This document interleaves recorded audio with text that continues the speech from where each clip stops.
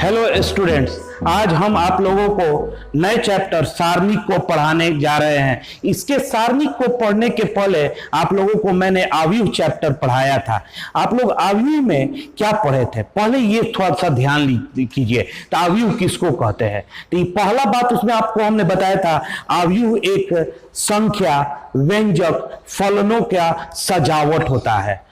किस चीज का सजावट होता है? संख्याएं हो सकती हैं, व्यंजक हो सकते हैं या फलन, इनको सजाते हैं। तो पहला तो जस्ट दिमाग में सवाल आया, कैसे सजाते हैं? तो वहां पे मैंने बताया था आप लोगों को, पंक्ति तथा स्तंभ के रूप में इन चीजों को सजाने को अवयव कहते हैं। ठीक है, याद आ रहा है आप लोगों को? अवयव कहते हैं। अवयव में आप लोगों को फिर मैंने पढ़ाया था अवयव के प्रकार, और एक अवयव था वर्ग अवयव। वर्ग अवयव किसको कहते हैं? तो पंक्तियों की संख्या यदि स्तंभ की संख्या के बराबर हो तो वैसे अवयव को वर्ग अवयव कहते हैं।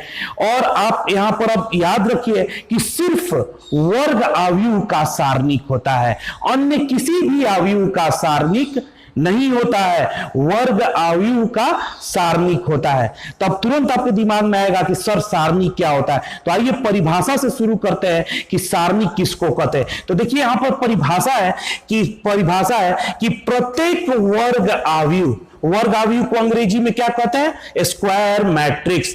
प्रत्येक वर्ग अवयव के एक संगत एक संख्या या एक व्यंजक होता है। प्रत्येक वर्ग अवयव के संगत में एक संख्या हो सकता है या एक व्यंजक हो सकता है। यह होगा कैसे, यह निकालने का तरीका है, मैं आपको बताऊंगा। पहले परिभाषा से समझिए। प्रत्येक वर्ग अवयव के संगत एक संख्या या एक व्यंजक होता है। उस संख्या और उस व्यंजक को उस वर्ग अवयव का सारणिक कहते हैं। उसी संख्या और उसी व्यंजक को उस वर्ग अवयव का क्या कहते हैं? सारणिक, यानी डिटरमिनेंट कहते हैं। जैसे दूसरे शब्दों में, यदि ए आई जे, याद होगा अवयव चैप्टर में, ये अवयव का निरूपण है, ये अवयव का व्यापक निरूपण है। ए बराबर ए आई जे, एक एन कोटि किसके लिए यूज प्रयोग में किया जाता है? तो वर्ग अवयव के लिए, क्योंकि इसके पंक्ति और स्तंभ की संख्याएं बराबर होती हैं। तो एन कोटि का वर्ग अवयव दिया रहेगा।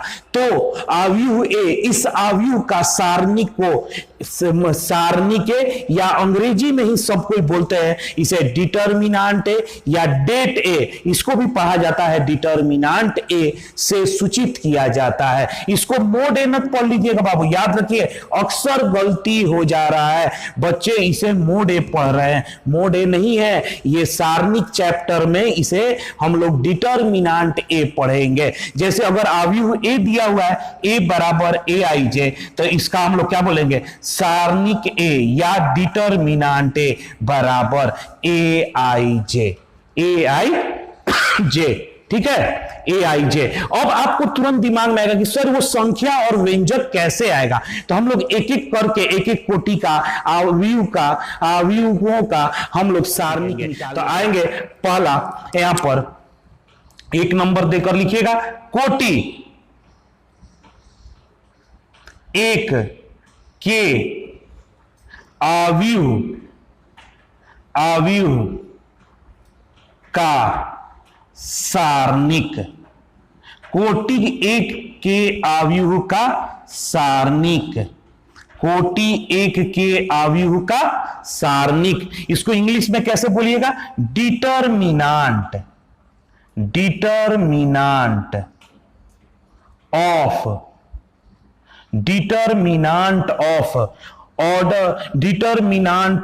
ऑर्डर वन मैट्रिक्स, वो ऑर्डर वन मैट्रिक्स। ठीक है, determinant of order one matrix. Order one के मैट्रिक्स का डिटरमिनेंट हम लोग पढ़ रहे बाबू। तो सबसे पहले आप बताइए एक कोटि के अवयव लिखे कैसे जाते होंगे? एक कोटि के अवयव, तो ए बराबर, याद होगा आप लोगों को, A11 A11। और आपको भी बताएं, अगर इसका आपको क्या निकालना है, सारणिक, तो इसे पढ़िए डिटर्मिनांट ए, क्या पढ़िएगा, डिटर्मिनांट ए बराबर डिटर्मिनांट A11, डिटर्मिनांट A11, और A11 का मान होता है A11, डिटर्मिनांट A11 का मान होता है A11। यही इसका है, एक कोटि का बहुत आसान है, डिटर्मिनांट A11 का मान होगा A11, सिर्फ A11 लिख लेना है। देखिएगा क्वेश्चन फर्स्ट इस तरीके से आपको पहला क्वेश्चन होगा, यदि A बराबर -2 एक आव्यूह है तो इसको क्या पढ़िएगा, डिटर्मिनांट ए, या ऐसे लिख देगा, या डेट ए का मान ज्ञात करें, मान ज्ञात करें। ऐसे आव्यूह दिया हुआ है ए बराबर -2, एक आव्यूह है, दिख रहा है आव्यूह, तो इसका कह रहा है डिटर्मिनेंट। बहुत आसान बात है बाबू, क्या है आपका आव्यूह दिया हुआ है, देखिए इसको, तो क्या कीजिएगा, डिटर्मिनांट ए बराबर डिटर्मिनांट -2, -2 का वैल्यू क्या होगा, -2, क्योंकि A11 का वैल्यू क्या होता है, A11, तो इसका कितना वैल्यू हो जाएगा, -2। इन्हें समझ लीजिएगा कि ये मोड 2 है, मोड -2 गलत हो जाएगा, मोड नहीं है, ये डिटर्मिनांट है, तो ये हो जाएगा -2। यही क्वेश्चन को वो दूसरे तरीके से, इस तरीके से पूछ सकता है, सीधे कहेगा, यहां पर जैसे लिख दिया -3 का मान ज्ञात करें, मान ज्ञात करें। तो आप क्या कीजिएगा, बहुत आसान से इस क्वेश्चन को कर लीजिए, कुछ नहीं करना है, डिटर्मिनांट -3 बराबर -3, हो गया आंसर, ये सब हो गया, आंसर हो गया। एक कोटि के आव्यूह में कोई झंझट नहीं है, ठीक है। जैसे मान लीजिए आपको दे देगा 2, इसका कितना वैल्यू होगा बताइए, तो सीधे लिखिए 2, कुछ नहीं, एक कोटि में कोई दिक्कत नहीं है। बात समझ में आ रहा है बाबू, ठीक है। अब आइए कोटि, देखिए अगर आपको लिखना है, लिखने का तरीका, मान लीजिए आपके स्क्रीन पर आ गया और हम आपको समझा दिए, समझ लिए जब आप इस बात को, तो वीडियो को पॉज कीजिए, उसमें एक पॉज बटन होता है, उसको पॉज करके पहले उसका डिफिनीशन को, परिभाषा को उतार लीजिए, ठीक है। उतारने के बाद फिर उसको प्ले कीजिए, फिर आगे जाइए, आप तो समझ चुके हैं, फिर थोड़ा सा बात आ गया, इतना बात आ गया जहां तक, फिर उसको पॉज कीजिए, फिर उतारिए, ठीक है। तो ये धीरे धीरे कीजिएगा तो आपका पूरा एक वीडियो उतर जाएगा, उसको आप रोक रोक के आराम से लिख सकते हैं, ठीक है। आइए सेकंड, कोटि 2 के आव्यूह का सारणिक,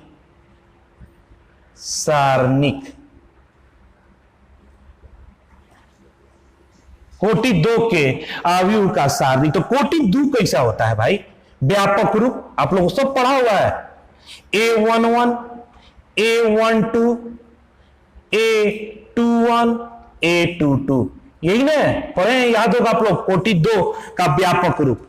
अब इसका आपको क्या निकालना है, सारणिक, तो डिटर्मिनांट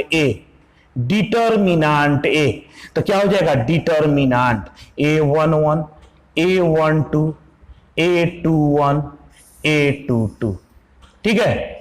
अब बाबू इसका वैल्यू कैसे निकालेंगे, ये नियम है, मेरा बनाया हुआ नियम नहीं है, जिसने इसका आविष्कार किया उसी ने ये बनाया है कि इसका मान कैसे निकालेंगे। तो उसने क्या किया, पहले मुख्य विकर्ण को गुना किया, मुख्य विकर्ण मतलब ये वाला, इस अवयव को गुना किया, यहां पर कितना लिखा हुआ, A11 गुना A22, मुख्य विकर्ण के अवयवों को गुना कर दिया, A11 गुना A22, फिर क्या किया है, माइनस, घटाव का चिन्ह लगा दिया, ये फॉर्मूला का है, और उसके बाद इन दोनों को गुना कर दिया, इन दोनों के अवयव को, A21 इंटू A12। कैसे दो कोटि का निकलता है, बहुत आसान बात है। पहले मुख्य विकर्ण यानी A11 और A22 को गुना कर दीजिए, गुना करने पर माइनस लगाइए, ये फॉर्मूला का माइनस हुआ। फिर इन दोनों अवयवों को गुना कर दीजिए, A21 A12 हो जाएगा। जैसे क्वेश्चन 3, क्वेश्चन सिंपल सा आपसे पूछेगा, मान निकाले, ऐसे दे दिया, आपको दे दिया -1 2 -3 4, इसका बाबू मान निकालने को आपको दे दिया। ये दो कोटि का क्या तरीका है, तो बराबर का चिन्ह दीजिए, पहले मुख्य विकर्ण के अवयव को गुना कीजिए। तो मुख्य विकर्ण में क्या है, -1, तो इसको ब्रैकेट में लिखेंगे। अगर प्लस रहा तो प्लस को ब्रैकेट में नहीं लिखा होगा, आप लोगों को मैंने बहुत बारी बात बताया है। तो -1 गुना का चिन्ह, फिर क्या होगा, ये 4, फिर ये माइनस फॉर्मूला का माइनस है बाबू, फिर इन दोनों अवयव को गुना कर दीजिए, तो ये कितना होगा, -3 गुना 2, ठीक है। अब गुना कीजिए, -1 गुना 4 कितना हो जाएगा, -4। ये देखिएगा माइनस माइनस प्लस, 3 गुना 2 6 प्लस 6, ये कितना हो जाएगा, 2, आंसर। ठीक है, इसका क्या तरीका आप लोगों को पता है, पहले मुख्य विकर्ण के अवयव को गुना कीजिए, डायरेक्ट भी गुना कर सकते हैं, जब थोड़ा सा प्रैक्टिस हो तुरंत अपने से कीजिए, डायरेक्ट कीजिए, 4 गुना -1 -4, फिर फॉर्मूला का माइनस, -3 गुना 2 -6, फिर उसको माइनस माइनस प्लस कर दीजिए, ठीक है। जैसे क्वेश्चन 4 देखिएगा, आपको ऐसा देगा, आपको question 4 cos theta minus sine theta, और ये कितना हो जाएगा, यहां पर दे देगा cos थीटा, और कहे कि इसका मान निकालिए। कैसे निकालिएगा बाबू, अब थोड़ा ध्यान दीजिएगा, हम यहां पर बराबर का चिन्ह देते हैं। क्या होगा, मुख्य विकर्ण में क्या है, cos थीटा, इनको गुना कीजिए, cos theta into cos theta, ये फॉर्मूला का माइनस है, ठीक है। साइन थीटा गुना माइनस साइन थीटा,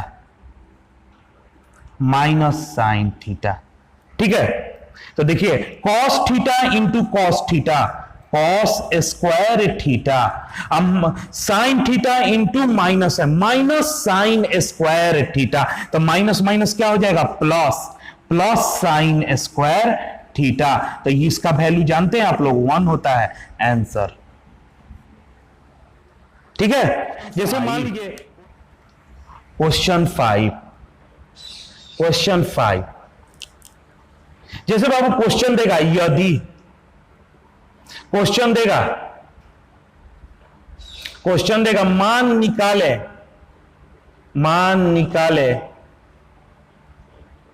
निकाले दिया रहेगा आपका, यहां पर लिखा रहेगा I, यहां पर लिखा रहेगा -1, यहां पर लिखा रहेगा 1, और यहां पर लिखा रहेगा आपका I, जहां ऐसे लिख दिया रहेगा I इज इक्वल टू √-1। ये क्या है, I इज इक्वल टू, ये क्वेश्चन बिहार बोर्ड में बहुत बार एग्जाम में आया हुआ है। ये I क्या है बाबू, I बराबर √-1, ये सम्मिश्र संख्या चैप्टर में बताए थे। I स्क्वायर, अगर ये स्क्वायर हटाइएगा तो क्या हो जाएगा, I square is equal to -1, I square सम्मिश्र संख्या वाला चैप्टर में, भूलिएगा नहीं बात को, इसका प्रयोग किया जाता है। अब क्या करना होगा, I गुना I, फॉर्मूला का ये माइनस 1 गुना -1, तो आई गुना आई कितना होता है बाबू, आई स्क्वायर, और माइनस माइनस प्लस 1। आप लोगों को पढ़ा है आई स्क्वायर का मान सम्मिश्र संख्या में कितना होता है, -1 + 1 बराबर 0। आंसर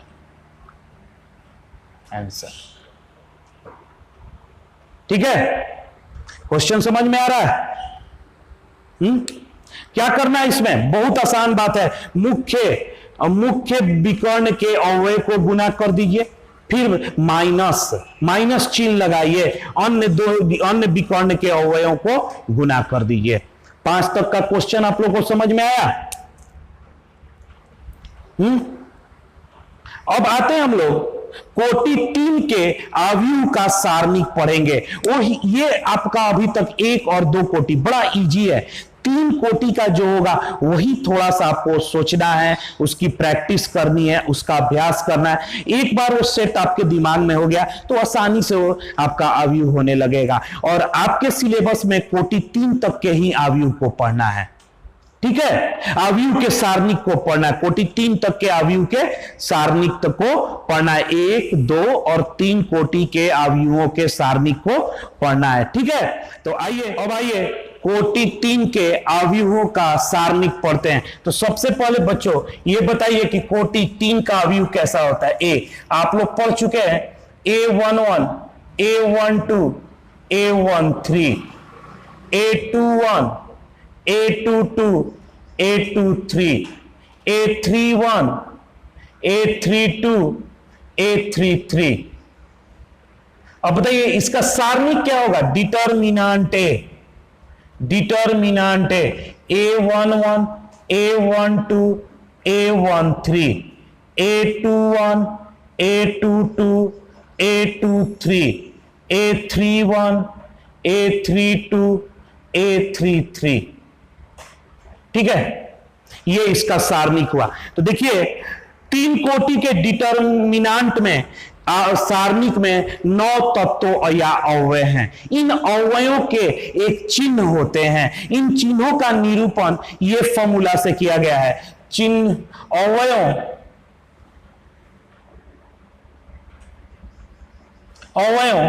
के चिन्हों का निरूपण,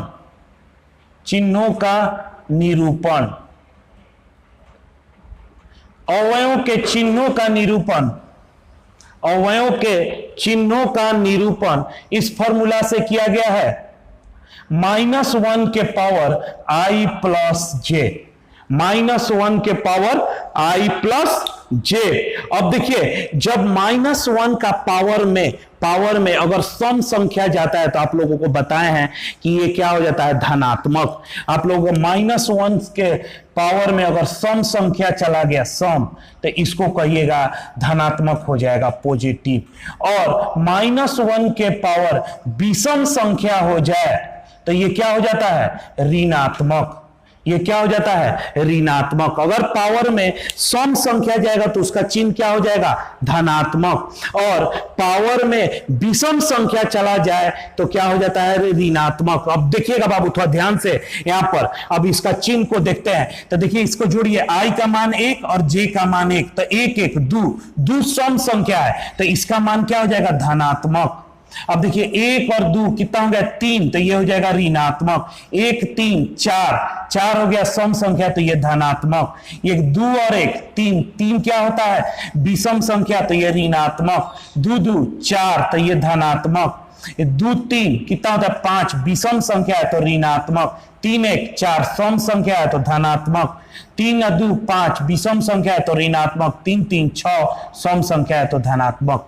तो देखिए ये अच्छा आसानी से आप लोग याद कर सकते हैं। यहां पर दे दीजिए पहला जो होगा धनात्मक, और यहां से चिन्ह बदलते हुए लिखिए आप, धनात्मक ऋणात्मक धनात्मक, धनात्मक ऋणात्मक धनात्मक, ऋणात्मक धनात्मक ऋणात्मक, धनात्मक ऋणात्मक धनात्मक। कहीं से देखिएगा तो चिन्ह बदलते हुए जाता है। अब ये आपके सारे के चिन्ह है, ये 9 का ये चिन्ह फिक्स है, इसमें कोई बदली आप नहीं कर सकते हैं, यही इनका चिन्ह होता है। अब देखिए इसका प्रसार किया जाता है, तो प्रसार किसके आप अनुदिश करना चाहते हैं, तो यहां पर देखिए ये है R1, ये है R2, ये है R3। R3, C1 C2 C3, तो कितना हुआ 6, 3 आपके पंक्ति और 3 कितने स्तंभ, तो कुल कितने हुए 6। तो इस आयु का प्रसार 6 तरीके से किया जाएगा और 6 का मान बराबर आएगा। अब इस सारणी का प्रसार कितने तरीके से कर सकते हैं हम लोग, 6 तरीके से कर सकते हैं। 3 पंक्ति का, 3 स्तंभ का, आपको जो मर्जी हो 6 में किसी एक को कीजिए, सबका आपका आंसर समान आता है। तो फिर से अब आइए, जैसे आपको मान लीजिए करना है, मान लीजिए प्रसार R1 के अनुदिश प्रसार R1 के अनुदिश प्रसार, तो determinant A is equal to A11 A12 A13 A21 A22 A23 A31 A32 A33, ये लिख दिए। किसके अनुदिश प्रसार करना चाहते हैं हम लोग, R1 के अनुदिश। तो सिर्फ R1 का चिन्ह चाहिए बाबू, R1 का चिन्ह चाहिए। तो ये क्या होता है, पॉजिटिव निगेटिव पॉजिटिव, इसका चिन्ह पेंसिल से इन चिन्हों को लिख दीजिएगा, बाद में आंसर लिखने पर मिटा देते हैं। और धीरे धीरे जब आप प्रैक्टिस करते जाइएगा तो ये चिन्ह को आप आसानी से सॉल्व करते समय लिख दीजिएगा। तो इसको पढ़िए, क्या लिखते हैं, प्लस A11। तो शुरू में A11 को हम लोग नहीं लिखते हैं, तो सिर्फ आप क्या लिखिएगा, A11, प्लस का चिन्ह नहीं लिखा जाता, A11 लिख दीजिए। लिखने के बाद बाबू बहुत ध्यान से देखिएगा, नियम है, ये तरीका है, A11 लिख दिए। अब देखिए इसमें क्या है, पहला पंक्ति पहला स्तंभ, तो पहला पंक्ति और पहले स्तंभ के अव्यय को आप डिलीट कर दीजिए, हटा दीजिए। हटा रहे हैं, देखिएगा इसको हटा दिए, काट दिए, ये कट गया, डॉट डॉट से काट रहे हैं, देखिए डॉट डॉट से कट गया, ये भी कट गया, ये हट गया। जो डॉट डॉट किए इस अव्यय को हटा दिया। अब जो बचा है उसको आप लिख दीजिए, क्या बचा है बाबू, तो ये बचा है। तो यहां पर से 2 ऑर्डर 2 कोटि का एक अवयव सारणिक लिख दीजिए, जो बचा हुआ सारणिक है। हो गया, ये सब करना नहीं है, ये बस सिखाने के लिए है। पहला पंक्ति पहला स्तंभ के अव्यय को हटा दिए, जो 2 कोटि का सारणिक बचा उसको यहां पर कॉपी कर दीजिए, ठीक है, उतार दीजिए। अब फिर इसको हटाते हैं,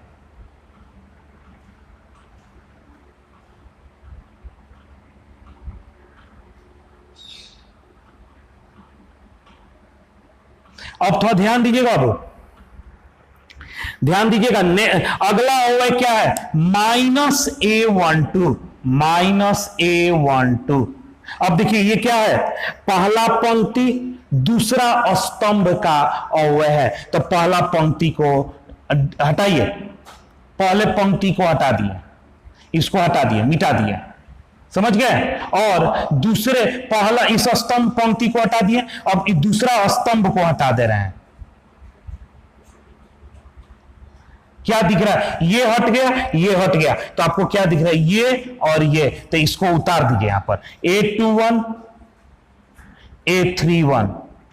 फिर क्या दिख रहा है, A23 A33, ठीक है। नेक्स्ट बताइए अव्यय क्या है, पल, इसको हटाते हैं आप, बहुत ध्यान से देखिएगा, बहुत ध्यान से, ये हटा दिया। नेक्स्ट क्या है, प्लस A13 पहला पंक्ति और तीसरे स्तंभ को हटा दीजिए, तीसरे स्तंभ, पहला पंक्ति तीसरे स्तंभ को हटा दीजिए। A21 A22 A31 A32, ठीक है, कर दिए। तो ध्यान से देखिएगा बाबू, फिर से एक बार इस लाइन को फिर से एक बार समझिए।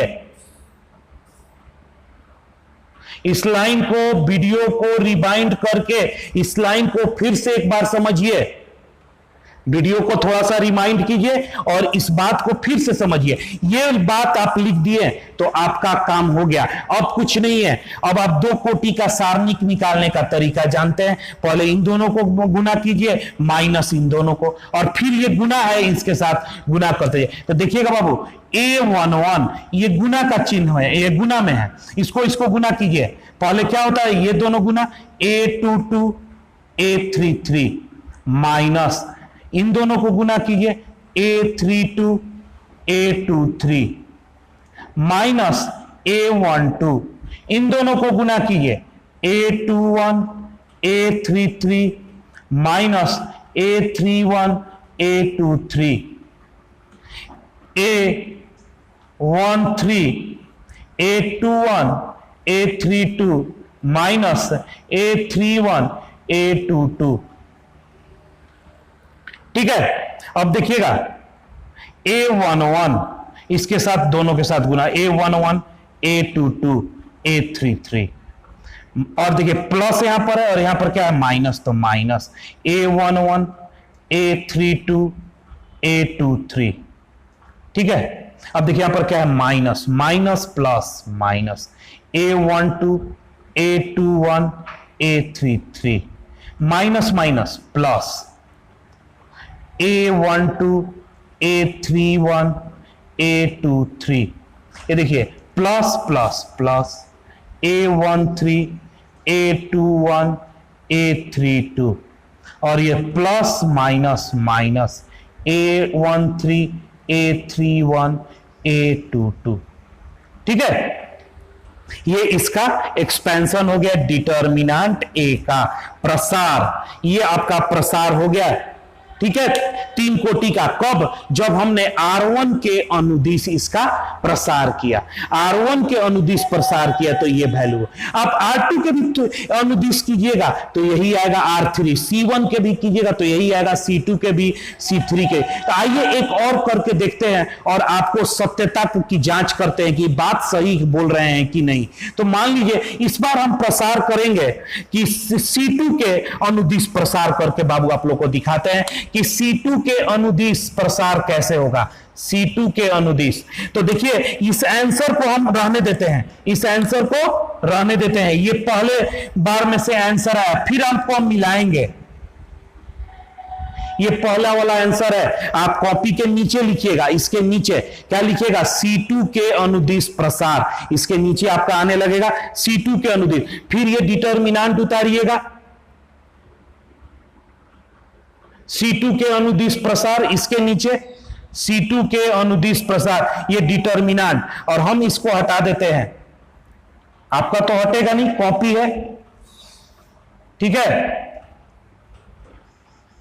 इसका हम इसको हटा देते हैं। ठीक है, ये हो गया C2 के अनुदिश प्रसार, ये लाइन। अब किसका आपको चिन्ह चाहिए, तो C2 का चिन्ह, उधर मत देखिए, इधर देखिए C2 का चिन्ह, C2 का आपको प्रसार करना है। तो C2 कौन सा होता है, ये होता है C2, ये C1 C2, तो इसका चिन्ह चाहिए। तो इसको क्या पढ़ते हैं, प्लस, तो यहां पर क्या आ जाएगा माइनस, ये कितना हो जाएगा उसका उल्टा प्लस, ये क्या हो जाएगा माइनस।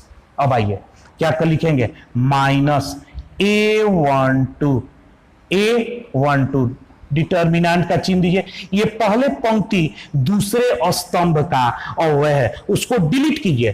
पहला पंक्ति डिलीट, दूसरा पंक्ति डिलीट, डिलीट मतलब हटाना, इसको हटा दिए और इसको हटा दिए, और जो बचा है ये बचा है और ये बचा है, लिख दीजिए A21 A31 A23 A33।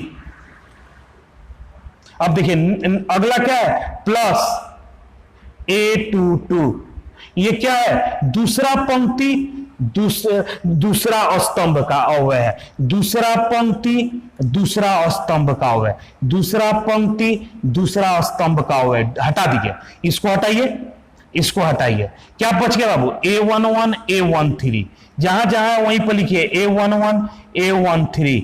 फिर क्या बचा है, ये और ये हटने के बाद A31 और A33। ठीक है, अब नेक्स्ट क्या है, minus A32 A32 minus A32, तो ये हटेगा तीसरा पंक्ति दूसरा स्तंभ, क्या बचा A11 A13 A11 A13 A21 A23, ठीक है।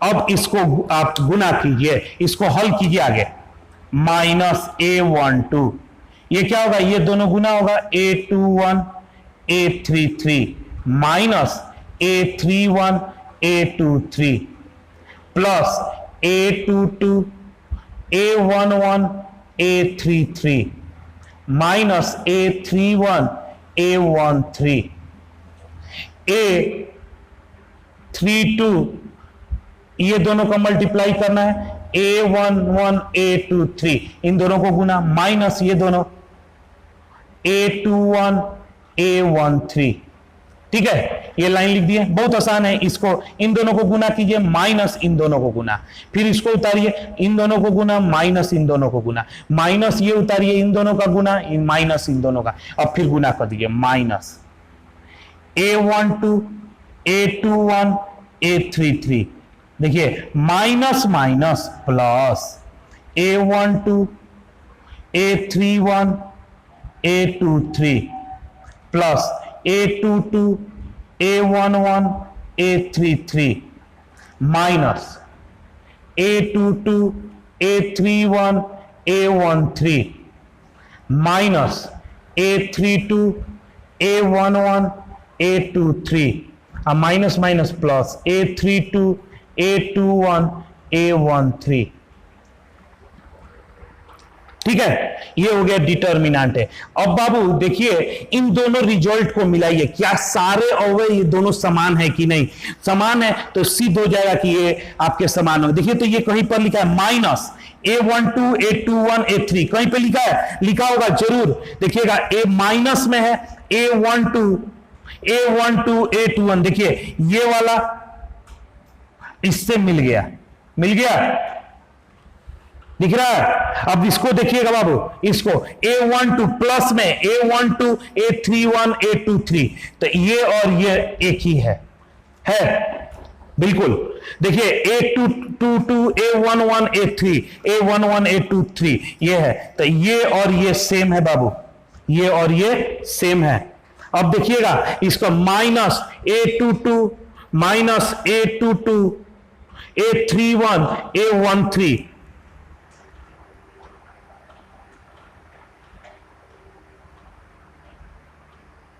कहीं पर है, हाँ यहां पर है लास्ट में, सॉरी लास्ट में यहां पर देखिएगा ये यहां पर है, ठीक है। अब देखिए नेक्स्ट A32 ये यहां पर है, ये यहां पर है, ये दोनों सेम है, और लास्ट ये दोनों सेम है, ये दोनों सेम है, ठीक है। हम सिर्फ ये चीज दिखाने के लिए कि ये सारे सेम है, ये यहां पर है, ये आपका यहां पर है, ये यहां पर है, ये यहां पर है, ये यहां पर है, यहां पर, मगर ये दोनों रिजल्ट सेम है। मगर टोटल बाबू कितने तरीके से इसको प्रसार किया जा सकता है, 6 प्रकार से आप इसको प्रसार कर सकते हैं, 6 प्रकार से इसको प्रसार किया जा सकता है। तो आप इसमें से कोई भी प्रकार ले सकते हैं प्रसार करने के लिए, तो आपका आंसर क्या आता है, समान आता है। कोई भी आप R1 R2 R3 के अनुदिश प्रसार कीजिए, या C1 C2 C3 के चिन्ह उसी का लेना है जिसके अनुदिश प्रसार करना है, और बाद में जब इसको अभी शुरू में प्रैक्टिस कीजिए, बाद में चिन्ह को हटा दिया जाता है, ठीक है। आपको ये बात समझ में आ गया। अब हम आप इस पे कुछ एक आपको क्वेश्चन करते हैं, जैसे मान लीजिए आपको इसका वैल्यू निकालने को देते हैं 1 2 3 4 5 6 7 8 9, ये क्वेश्चन है, इसका मान निकालना है, ठीक है। किसके अनुदिश, जो आपका मर्जी करे उसके, जैसे मेरा अभी मर्जी कर रहा है C1 बाबू ये है, तो हमको इसका चिन्ह चाहिए, तो अब क्या बोले, पेंसिल से लिख देना है चिन्ह, और बाद में बनाने के बाद उसे मिटा देना। तो इसका क्या होता है, प्लस माइनस प्लस, ठीक है, लिख दिए। अब आइए क्या लिखा हुआ है, +1, तो पहला लेटर में प्लस लिखा नहीं जाता 1, ये इसको, ये प्रथम पंक्ति और प्रथम स्तंभ है, इसको हम हटा दिए। क्या बच गया? 5 6 8 9, फिर क्या है? -4, तो इसको हटाइए, ये हट गया, ये हट गया, ये जहां पे है उसके ये और इस तरीके से हटा दीजिए। -4, ये हट गया, ये हट गया, क्या बचा? 2 3 8 9, ठीक है। नेक्स्ट क्या है? +7, +7, क्या हटेगा? ये और ये हट जाएगा, क्या बचेगा? 2 3 5 6। अब तो बहुत आसान हो गया, ये लाइन आप सही से लिख दिए, काम खत्म, अब कुछ नहीं है। यहां पर एक देखिएगा, 9 5 45 और 6 48, इन दोनों को गुना के देखिए, डायरेक्ट लिखने लगे ना डायरेक्ट। इन दोनों को गुना, 5 गुना 9, 9 5 45, 8 6 48, माइनस फॉर्मूला का 48, -4 गुना, इसको कीजिए 2 गुना 9 18, और ट्री का 24, -24 फॉर्मूला का, +7, देखिए 2 गुना 6 12, -5 गुना 3 15, ठीक है। अब देखिएगा 45 में से 48 घटा, -3 गुना में 1 है। अब देखिए -4 गुना, ये 18 में से -24 जाएगा तो कितना हो जाएगा? -6, और देखिए +7 गुना, ये 12 में से -3, तो देखिएगा बाबू ये हो गया -3, -4 -6, तो ये हो जाएगा, गुना हो रहा है तो 6 चौका 24 +24, और देखिए प्लस माइनस, 7 गुना 3 21, देखिएगा बाबू -3 -21 -24 और +24, कितना हो गया आंसर? 0, ठीक है। ये किसके अनुदिश है? ये लिखा भी नहीं है कि ये किसके अनुदिश है, मैंने ये जीवन के अनुदिश प्रसार कर दिया, ठीक है। किसी के भी अनुदिश प्रसार कीजिए, उसमें कोई अंतर नहीं पड़ता है, ठीक है। इस क्वेश्चन को चाहिएगा तो R1 के भी अनुदिश प्रसार करके लाइएगा तो 0 ही आंसर आएगा, ठीक है बात को। अब आता है एक और एग्जांपल देखते हैं, एक और एग्जांपल देखते हैं, एग्जांपल 7, एग्जांपल 7 देखते हैं, थोड़ा देखिएगा एग्जांपल 7 को, एक और देखिएगा, एक और जैसे -1 0 1 2 4 3 6 5 -1, ऐसा दिया हुआ है, ठीक है। अब मान लीजिए हमको मन है बाबू कि हम इसके देखें, ये क्या है? R1 के अनुदिश प्रसार करते, इसका चिन्ह चाहिए, तो ये क्या होता है? प्लस, पहला और वह क्या होता है? प्लस, फिर क्या होगा? माइनस, ये क्या होगा? प्लस, लिख दिए पेंसिल से लिख दिए। अब आइए, प्लस माइनस क्या होता है? माइनस, तो माइनस लिखना पड़ेगा, -1। अब क्या हुआ? ये प्रथम पंक्ति प्रथम स्तंभ डिलीट, क्या बच गया? ये वाला पार्ट, तो 4 3 5 -1, ठीक है। अब क्या है? -0 -0, तो इसको और इसको डिलीट कर दिए, क्या बच गया? 2 3 6 -1, और फिर +1, तो +1, ये और ये डिलीट हो गया, क्या बच गया? 2 4 6 5। अब इसको हल कर लीजिए, -1, देखिए 4 गुना -1 कितना होता है? -4, थोड़ा डायरेक्ट कर रहा है, फॉर्मूला का माइनस, 5 गुना 3 कितना होता है? 15। -0 के साथ कोई चीज भी गुना होगा वो 0 हो जाएगा, तो इसको सीधे कर दिए 0, छोड़ दिए। 1 2 गुना 5 10, और 6 चौका 24, तो ये कितना हो जाएगा? -1, और ये हो जाएगा -19, -0, ये कितना हो जाएगा बाबू? 10 में से -14, तो ये कितना हो जाएगा?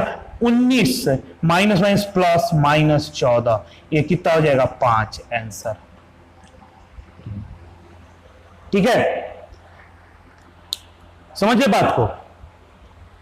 अब क्वेश्चन 8 देखिएगा बाबू, क्वेश्चन 8, क्वेश्चन 8, क्वेश्चन 8 देखिएगा। क्वेश्चन 8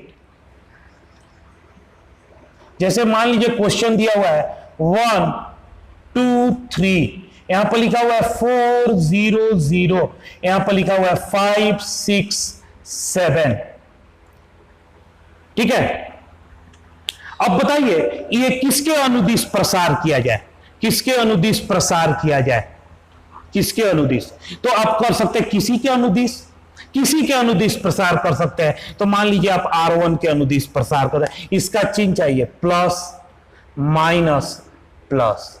तो देखिए 1, ये और ये डिलीट हो गया, 0 6 0 7, 0 6 0 7, माइनस 4, ये और ये गया 2 6 3 7, 2 6 3 7, फिर प्लस 5, ये और ये गया तो क्या बचा 2 0 3 0, 2 0 3 0। थोड़ा बाबू देखिएगा, 1 0 गुना 7 0, माइनस 0 गुना 6 0, माइनस 4, 2 गुना 7 14, माइनस 6 गुना 3 18, 36 18, प्लस 5, ये 2 गुना 0 0, माइनस 3 गुना 0 0, तो ये क्या हो जाएगा आपका 0। ठीक है, अब देखिएगा माइनस 4 गुना 4 14 में से माइनस 4 और प्लस ये हो जाएगा 0, तो आंसर कितना हो गया 16। जब किसके अनुदिश प्रसार किया गया? R1 के अनुदिश। तो देखिए प्रसार करने का जो 6 तरीका है उसके लिए भी एक नियम बनाया गया है। प्रसार का जो 6 तरीका है उसके लिए भी एक खास नियम बनाया गया है। तो नोट करके नियम लिखिएगा, नोट करके एक नियम लिखिएगा बाबू, नोट नोट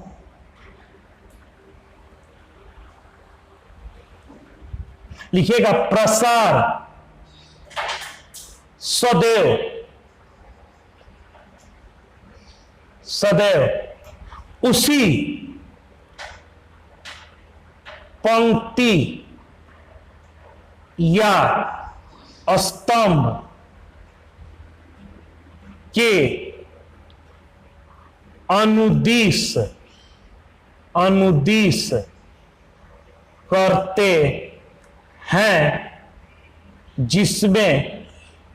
के अनुदिश करते हैं जिसमें महत्तम बार शून्य हो,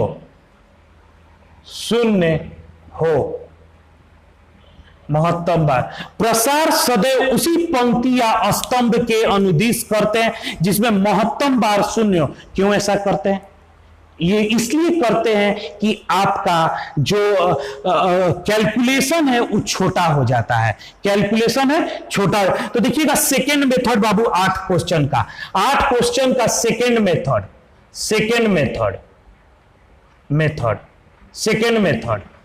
थोड़ा ध्यान दीजिएगा। 8 क्वेश्चन का सेकेंड मेथड, क्वेश्चन 8 ही है, उसका सेकेंड मेथड 1 4 5 2 0 6 3 0 7। अब थोड़ा ध्यान दीजिएगा।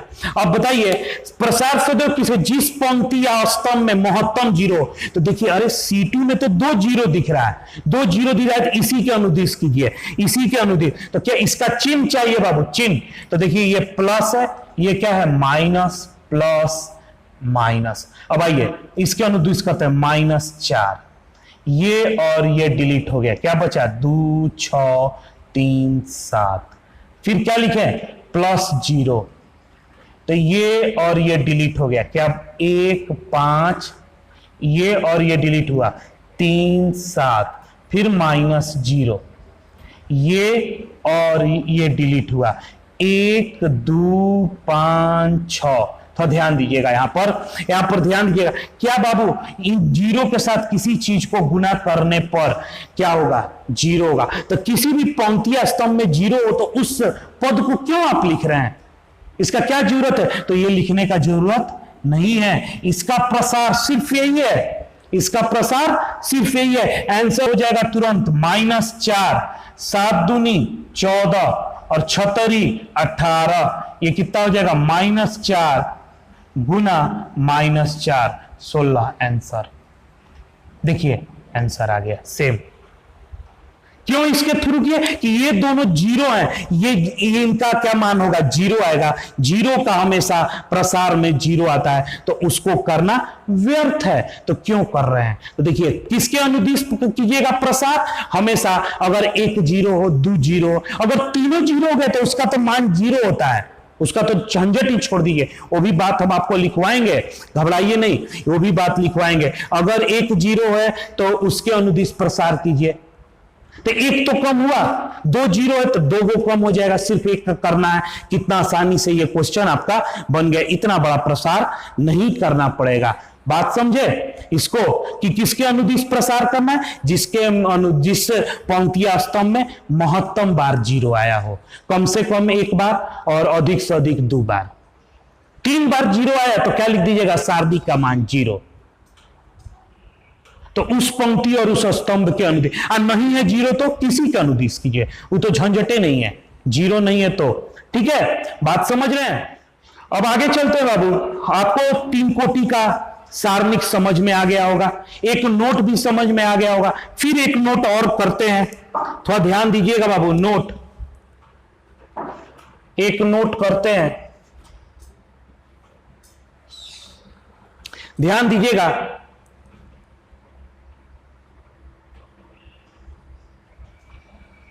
यदि ए एक n कोटि का वर्ग आव्यूह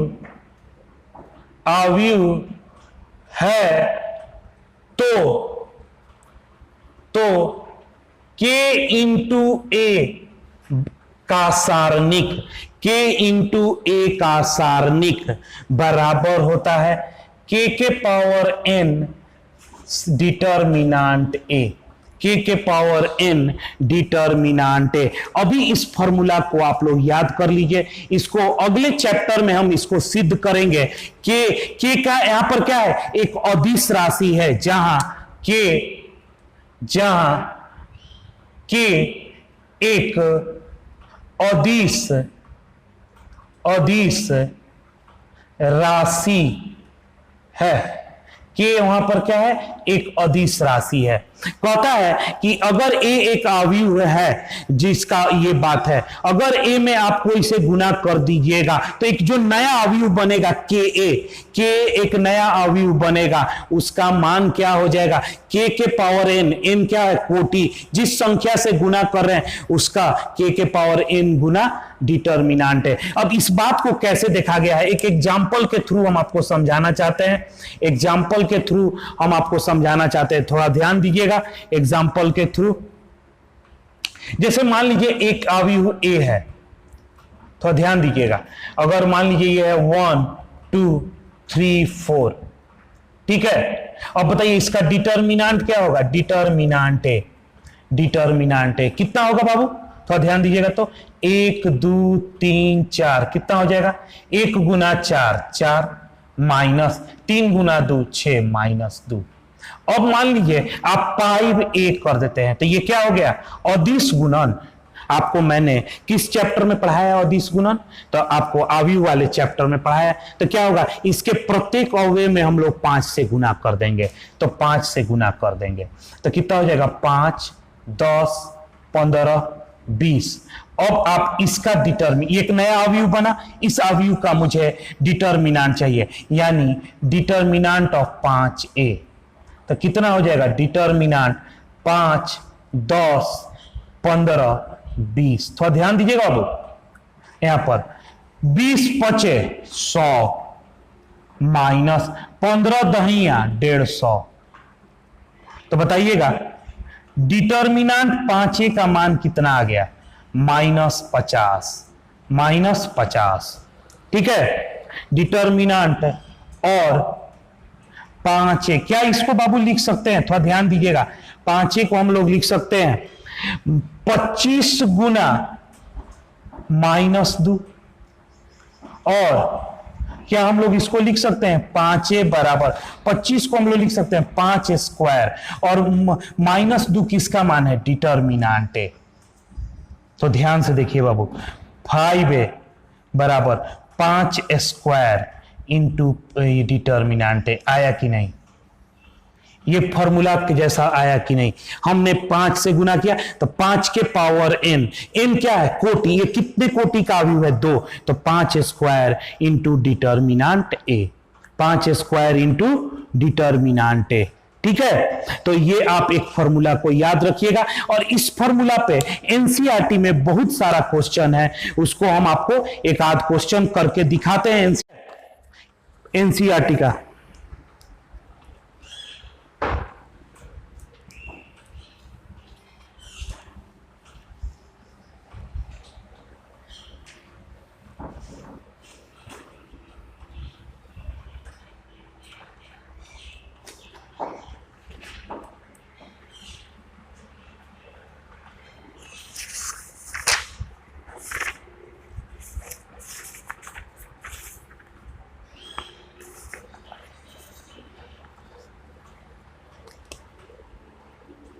देखिएगा एनसीईआरटी का ये क्वेश्चन है बाबू, एनसीईआरटी का 4.1 का तीसरा क्वेश्चन है, पूरा क्वेश्चन लिख देते हैं, आप फेयर वाले कॉपी में लिखिएगा।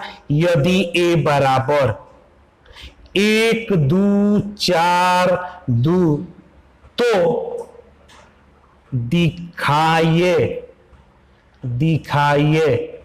क्या होगा, डिटर्मिनेंट 2a बराबर 4 टाइम a, दिखाइए। तो क्या कीजिएगा बाबू, इस क्वेश्चन को हल करना है, इसका हल देखिएगा, हल, इस क्वेश्चन को हल कर रहे हैं। तो सबसे पहले a आपका अवयव दिया, तो सबसे पहले डिटर्मिनेंट a निकाल लीजिए। तो कितना होगा, 1 2 4 2, कितना हो गया, 1 गुना 2 2 और 4 दूनी 8, तो माइनस ये फॉर्मूला का 8, ये हो गया -4। ठीक है, अब उसने क्या किया है, 2a निकाला है, अवयव 2a, तो 2 इंटू, चूंकि 2a, तो a कितना है अवयव, 1 2 4 2, क्या नियम है 2a का, 2a का नियम है कि सारे में 2 से गुना हो जाएगा, तो 2 4 8 4। अब आप निकालिए डिटर्मिनेंट 2a, डिटर्मिनेंट 2a, तो 2 4 8 4, कितना हो जाएगा 2a का वैल्यू, डिटर्मिनेंट 2a बराबर, ये कितना 4 दूनी 8 और माइनस फॉर्मूला 8 चौका 32। तो देखिए 2a बराबर कितना हो जाएगा, 8 घट गया तो -24, -24। अब बाबू इसको हम लोग लिख सकते हैं, 2a को हम लोग लिख सकते हैं, कितना आएगा, 4 दूनी 8 और 8 चौका 32, 32 गया तो ठीक है 24। गलती हुआ है बाबू, यहां पर देखिएगा 6 होगा, सॉरी 2 - 8 6 होगा, सॉरी, तो ये क्या हो जाएगा, यहां पर इसको हम लोग लिख सकते हैं 4 इंटू -6, तो ये कितना हो जाएगा, determinant 2a is equal to, इसको लिख सकते हैं 4 इंटू, ये किसका वैल्यू है, डिटर्मिनेंट a का। देखिए प्रूव्ड हो गया, प्रूव्ड,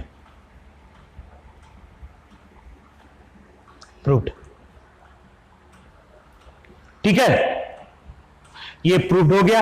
अब देखिए यही क्वेश्चन ऑब्जेक्टिव एग्जाम में पूछेगा, ऑब्जेक्टिव में रहेगा, अगर यही आपका ऑब्जेक्टिव में दिया रहा, यही ऑब्जेक्टिव में, तो नोट को यूज कीजिएगा। क्या क्वेश्चन देता है, यदि क्वेश्चन इस तरीके से ऑब्जेक्टिव में देता है, यदि a बराबर 1 2 4 2 है तो 2a बराबर फिल इन द ब्लैंक्स। आपको 4 ऑप्शन दे देगा, 4 ऑप्शन।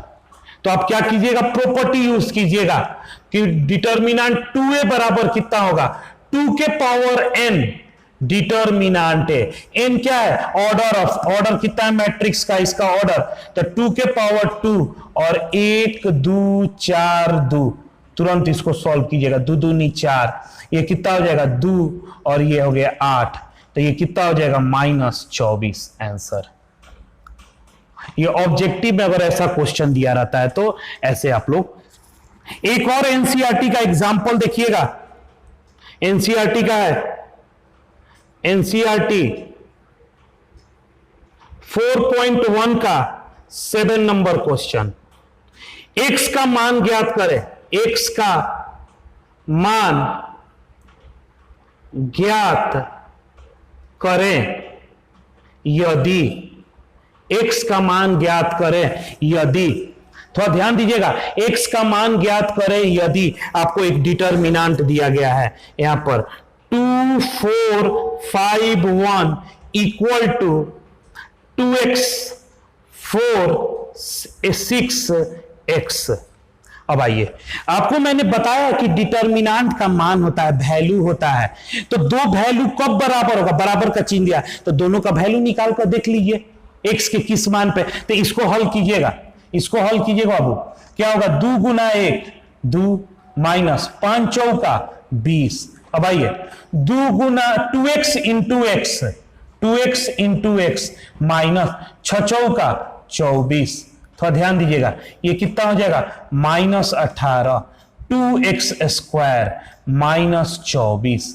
अब देखिएगा -18 -24 इधर आया तो +24, 2x स्क्वायर कितना हो जाएगा बाबू 6, 2x स्क्वायर, और देखिएगा x square is equal to 6/2, ये कैंसिल हो गया 3, तो x का वैल्यू हो जाएगा ±√3 आंसर, ±√3 आंसर। ठीक है?